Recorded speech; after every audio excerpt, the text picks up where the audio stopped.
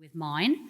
I don't know those of you who can remember, but the Lydia Becker, in 12 weeks' time, the Lydia Becker will be 4 years old. And we launched it at the Science and Industry Museum in October in 2018. We've had turnover since then, but you'll see, if you look closely on this slide, Mark Travis in the distance, Matt Hepworth, John McLaughlin over here, and there's Pavel as well, grilling somebody who's a poor person who's standing next to their poster. So we've had turnover, but we've also, had people who have remained with us. So since then, it's amazing to think that in those 4 years, we've had 2 years of a pandemic. So we've had 2 years of the Institute in lockdown, but I think we've also made massive progress in that time. So we didn't let the segregation deter us. Obviously, we set off with a Lydia Becker that played to our strengths and also the areas that we wanted to develop. So we're very good at barrier immunology, for example, immunomatrix, et cetera, but we've also grown a couple more branches, which really, in hindsight, should have been there from the beginning. So in an era where we're all looking at immunity in a tissue-specific context, I think it's amazing that Manchester has evolved to now take that into the natural and the unnatural environment, and so the eco-immunology and context-specific immunology branch is being led by Professor Catherine Else, and I think this is a massive opportunity for the Lydia Becker to really make a difference here. Immunoinformatics definitely should have been in it from the start. I don't know why we didn't think about it, but fortunately we have this now, and it's proved invaluable over the period of COVID-19, and that's led by Professor Andrew Brass. We've also seen the development of the Geoffrey Jefferson Brain Research Centre that contains a lot of neuroimmunology in it. So this is where we want all the branches of the Institute to go to turn into almost like a centre of excellence in their own right. So we have large interactions with the Geoffrey Jefferson. We've also had successes within our branches, and one of the most significant ones is that we were awarded in the last of the Wellcome Trust 4-year programmes, Immunomatrix in Complex Disease. And the Wellcome Trust specifically liked our programme because we embedded research culture in it from the very start. So we really want to look after our PhD students and their careers. We already have 14 students that we've recruited over 2 years. There's 6 more coming in September. There's 2 further years after that of recruiting, so we're sort of going to be midway when the next cohort comes in. There's a big focus on early careers, so a lot of the early career academics within the Institute are supervising these PhD students, and we would like to focus that way. We've also taken in our first cohort of vacation scholarships that are part of this program. So the immunomatrix with this PhD program, I think, is in really good shape.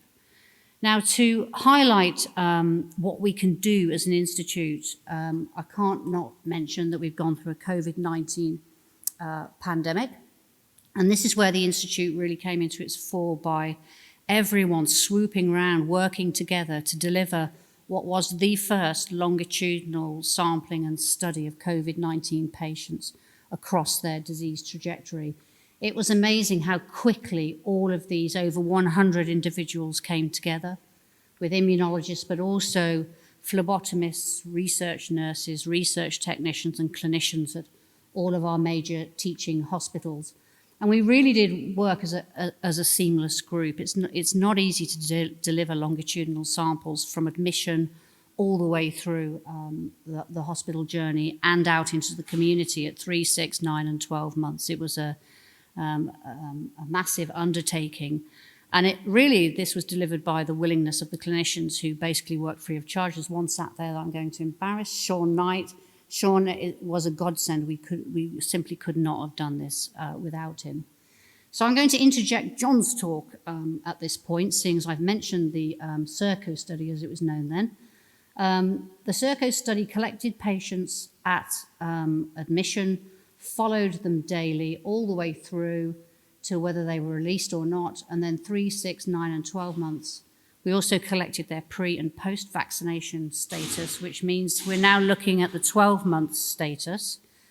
We have a number of patients that have long COVID, and we're able to then look backwards at their disease trajectory from when they were admitted to hospital to look for characteristics of why those patients have specific sorts of long COVID. But on every single day for every single patient, we collected fresh blood and we analysed it fresh. So we didn't freeze it down. We analysed it immediately. So in 9 ml EDTA tubes, we also collected serum. We did full immune profiling by flow cytometry. So we looked at every single immune cell subset, eosinophils, innate lymphoid cells, mast cells, monocytes. Every single one came together to give us a really, really complete picture.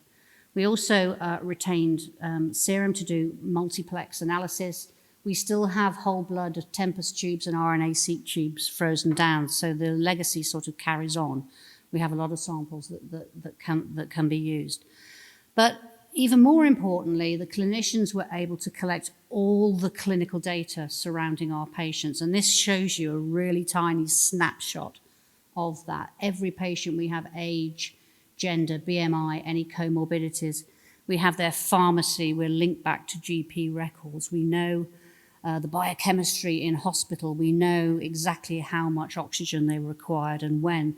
This data set is enormous, and it's available to everybody because there are tons of cross comparisons that we can do with this data set. So we're going to be working on this for years, and we've still got samples if people are interested in addressing a specific question. So then you have to think, well, it's blood. What does blood represent? Does it represent the lung? And I think it's a mixture of two things. And the first is sort of mobilization of immune cells from the bone marrow in an inflammatory event. But you've also got cells that are recirculating back into the blood. You've got spillover of products of damage within the blood. And so in this scenario, we have to just bear in mind what we're looking at here. But as you'll see as I go through the data, there's a lot of inflammation-specific things that are going on. So I think we do have a signature in the blood from the lung, and you'll see that that signature is altering immune cells as they're moving around in the bloodstream.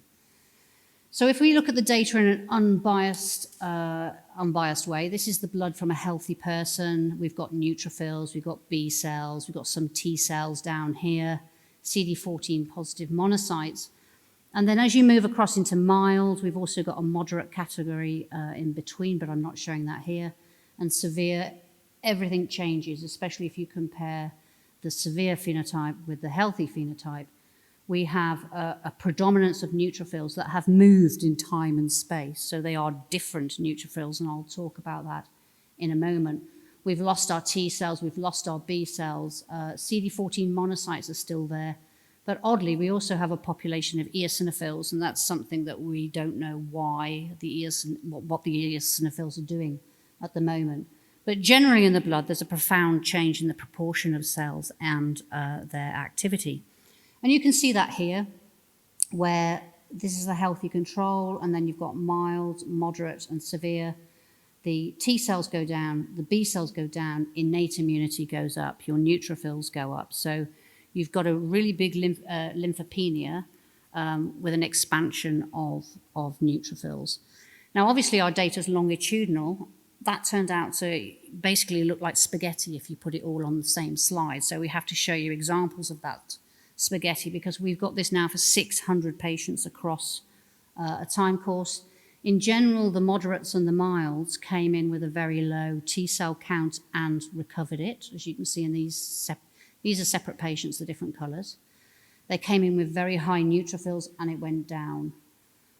In our severe group, we have people that recover and people that don't, and you can also separate those two. So on admission, the patients that recovered had a certain proportion of T cells that went up, as you can see in these patients, and neutrophils that sort of stabilised. In those that actually died, their lymphopenia became more pronounced, so the lymphoid compartment dropped even more, and the neutrophils remained high. Now, don't forget this first box that I'm showing you here is their admission sample. So on admission, you could almost indicate which patient was going on to have a severe trajectory, and even to the state where you could say that patient's going to survive and this patient isn't going to survive, which helps with the management of the patients as they come into hospitals. So that's one thing that the CiRCO Consortium did. The other thing is following it up is looking at long COVID. You know, do these changes go away or are they persistent?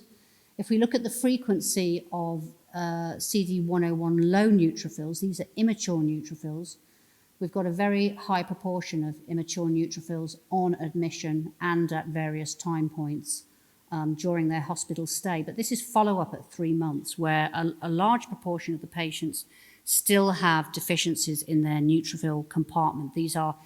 It's the worst case scenario. They are immature neutrophils, but as I'll show you in a minute, they're activated immature neutrophils in the blood of these patients.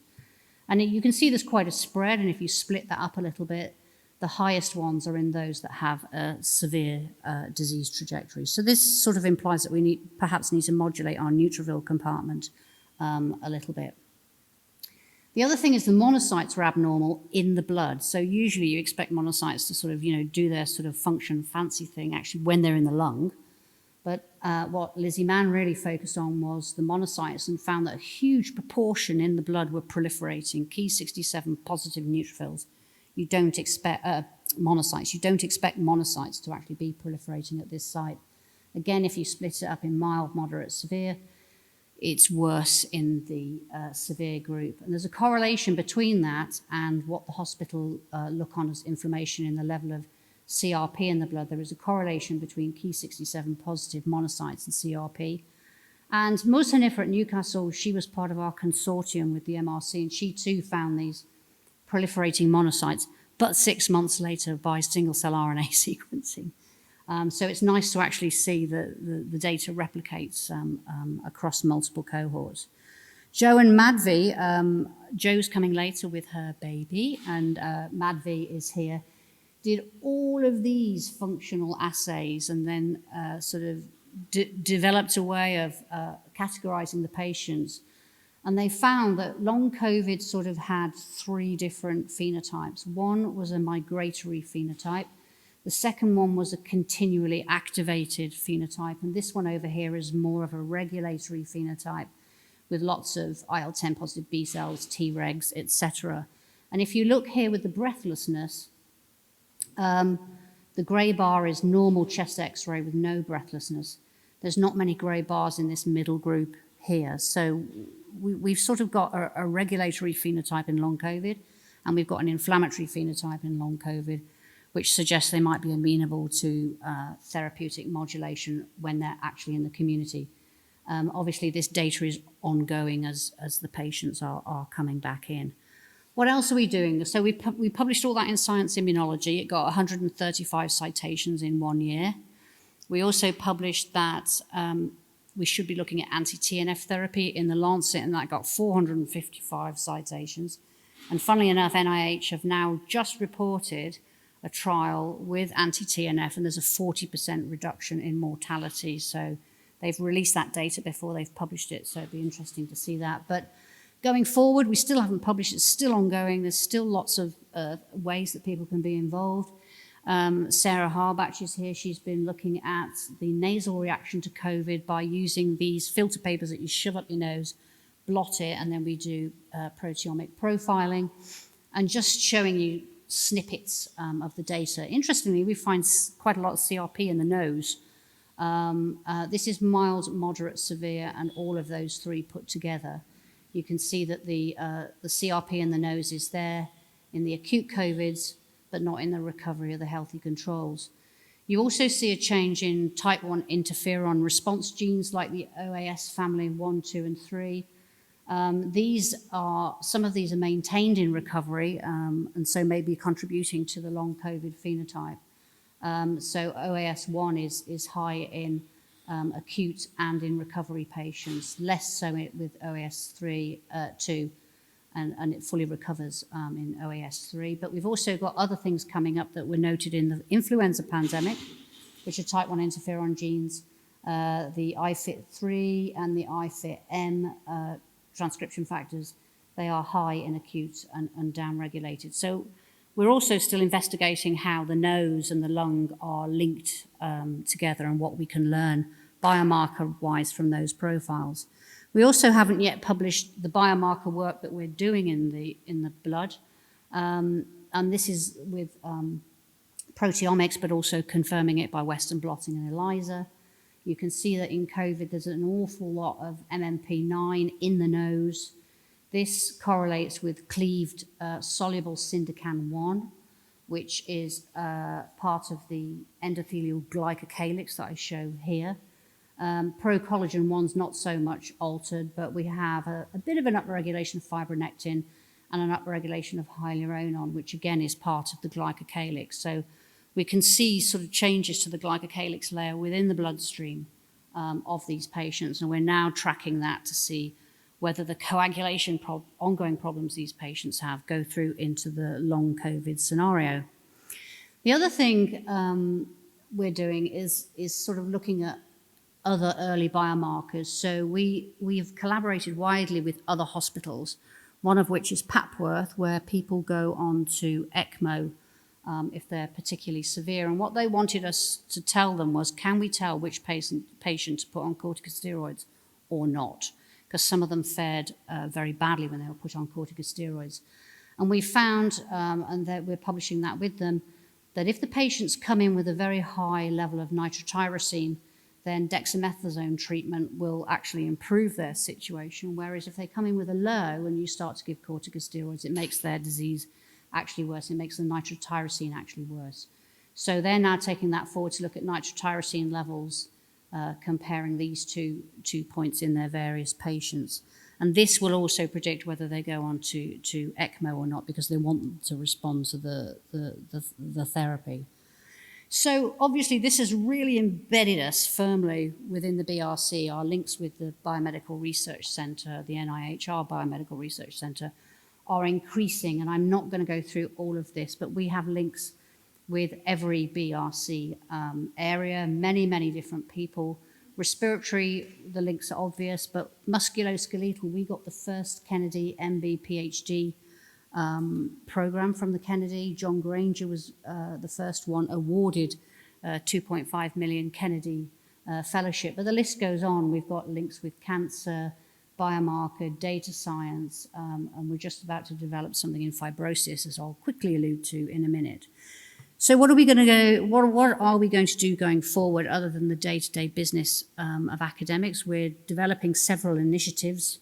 I'd like to hear any more initiatives that people know of, but one of those initiatives is looking at common mechanisms across disease and the influence of inflammation on disease in other areas of the body. And the classic example is the sort of inflammation that you see in the skin, and it's linked with the synovial compartment in bone, and then it's linked to sort of vascular complications going on. So we're quite interested in linked diseases and how they impact on one another. John Granger's actually the one who's developing that one. The one I'm particularly interested in is common mechanisms in fibrosis, whether it's we have clinical expertise in the lung, the skin, and the kidney. They all suffer from a fibrotic problem, as does cancer. So cancer could come into this as well. So we're developing something there. We're also interested in disease flare. So every chronic disease seems to have a moment when it flares, whether that's due to infection or further trauma. And they account for most of the clinical need across the globe, really. So we're going to be discussing flare and looking at the mechanisms associated with it. And finally, we're now just about starting to move into more experimental medicine trials. Based on the COVID work that we've done and some of the markers that have come up there, we've got an application into the MRC to test an AXL inhibitor in patients with any respiratory infection, not just COVID. We're also doing biomarker translational work, which we're talking to Health Innovation Manchester about, where we're picking up nasal signatures of patients who then go on to have a CT scan where they detect an early nodule.